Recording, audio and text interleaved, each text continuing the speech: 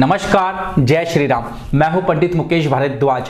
आज के इस टॉपिक में और क्लास में हम लोग बात करेंगे राहु के बारे में और केतु के बारे में। प्राइमरीली बात होगी राहु के बारे में और अगली क्लास में बात होगी केतु के बारे में।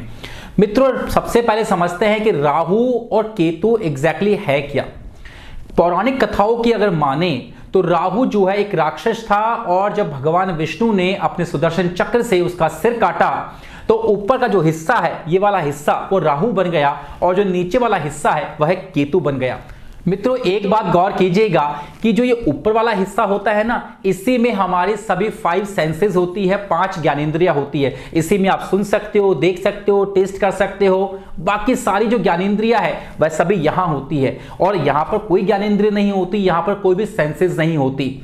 तो जो ऊपर का हिस्सा है वह राहु है। इसका मतलब यह हुआ कि राहु के पास दिमाग है, राहु के पास सेंसेस है और राहु कॉन्स्पिरेसी कर सकता है, राहु जो है षड्यंत्र रच सकता है, राहु जो है हर तरीके की प्लानिंग कर सकता है। लेकिन केतु के पास दिमाग तो है ही नहीं।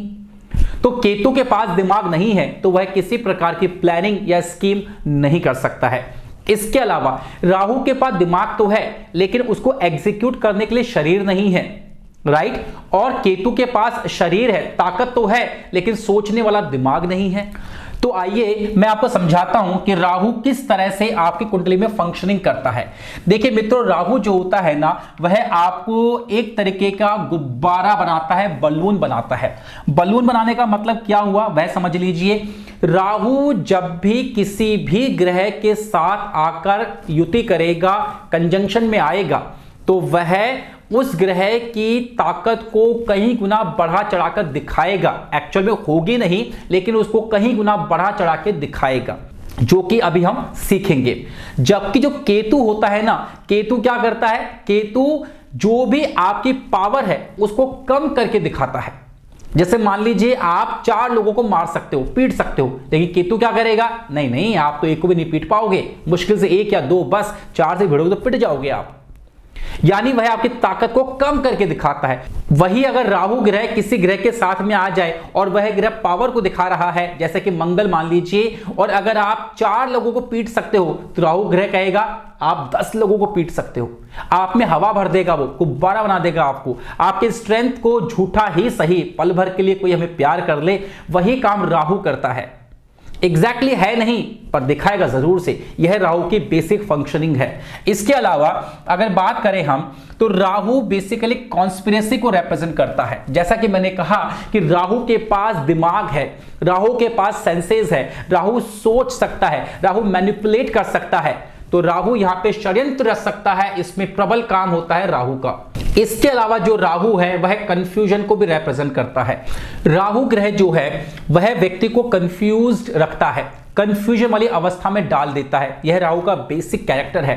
कश्मकश की स्थिति में हमेशा रहोगे, समझ में नहीं आ पाएगा क्या करना चाहिए और क्या नहीं करना चाहिए। यह काम है राहु का।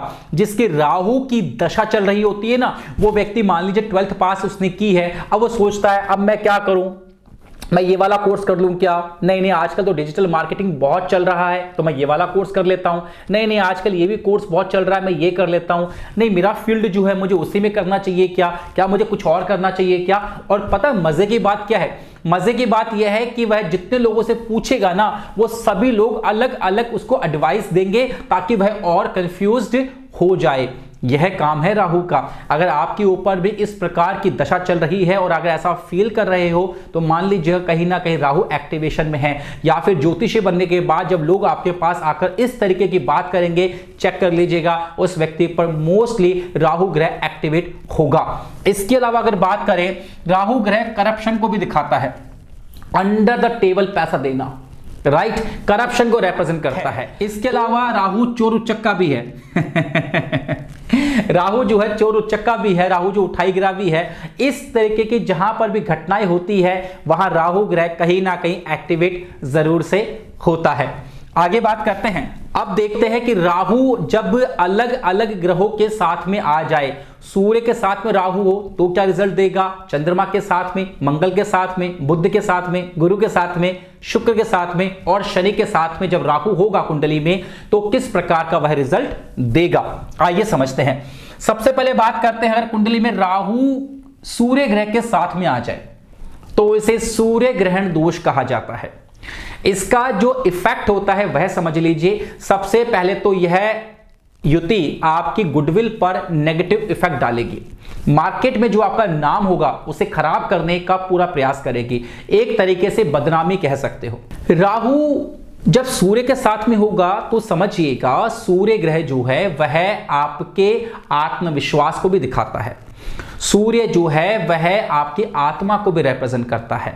सूर्य जो है वह आपके ईगो को भी रिप्रेजेंट करता है। जैसा कि मैंने कहा था सूर्य ग्रहों का राजा है तो उसमें ईगो तो आएगा ही आएगा। जब राहु ग्रह सूर्य के साथ में आता है ना तो आपकी ईगो को कहीं गुना ऊपर बढ़ा देता है। एग्जाम्पल के लिए मान लीजिए मैं आपके घर पे आया और मैंने एक्सपेक्टेशन की कि आप मेरा रेड कारपेट वेलकम करेंगे, मैंने एक्सपेक्टेशन की कि आप बिल्कुल एक ऐसा शाही मेरा स्वागत करेंगे, भव्य स्प्लेंडिड आप मेरा स्वागत करेंगे। लेकिन जब मैं आपके घर पे आया तो सिंपल आपने मुझे बैठाया, चाय पिलाई और नाश्ता करवाया, दैट्स इट।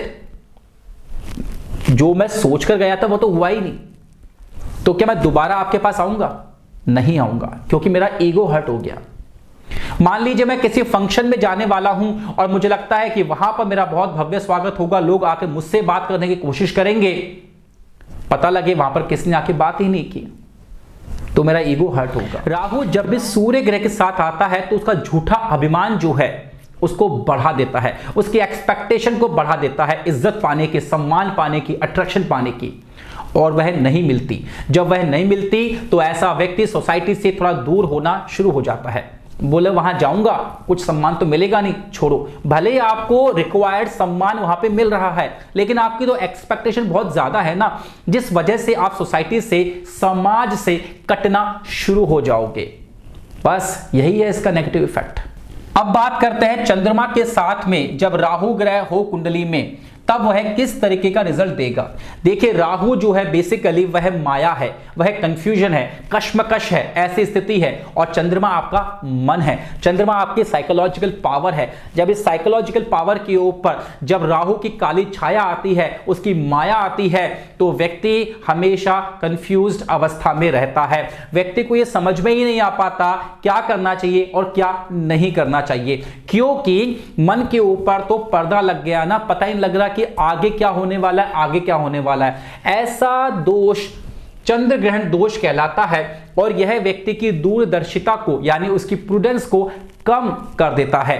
व्यक्ति सोच ही नहीं पाता। इसे कहोगे आज ये फैसला करना है तो कहेगा हाँ जी कल बात करते हैं, जाके जब कल बात करोगे तो बोले परसों बात करते हैं, परसों करोगे बात तो एक हफ्ते बात करते हैं, 2 हफ्ते बात करते हैं, 1 महीने बात करते हैं। ये लोग किसी भी डिसीजन पर बहुत जल्दी नहीं पहुंच पाते, किसी भी कंक्लूजन के ऊपर बहुत जल्दी नहीं पहुंच पाते और डिसीजन नहीं ले पाते। इसको एक बहुत अच्छी प्रोवर्ब है, लोकोक्ति है, जिसमें कहते हैं पैरालिसिस ऑफ एनालिसिस। ये लोग बोलते हैं अभी सोच रहे हैं, अभी सोच रहे हैं, अभी सोच रहे हैं। इस तरीके का जो इन्फ्लुएंस है वह चंद्रमा और राहु जब इकट्ठे होते हैं तब ऐसा मालूम पड़ता है।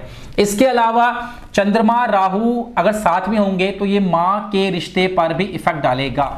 मित्रों जब चंद्रमा के साथ में राहु ग्रह होता है तो वह मां के ऊपर भी नेगेटिव इफेक्ट डालता है, और जब सूर्य के साथ में राहु होता है तब वह पिता की छवि के ऊपर और पिता के साथ जो आपके संबंध है उनके ऊपर भी नेगेटिव इफेक्ट डालता है।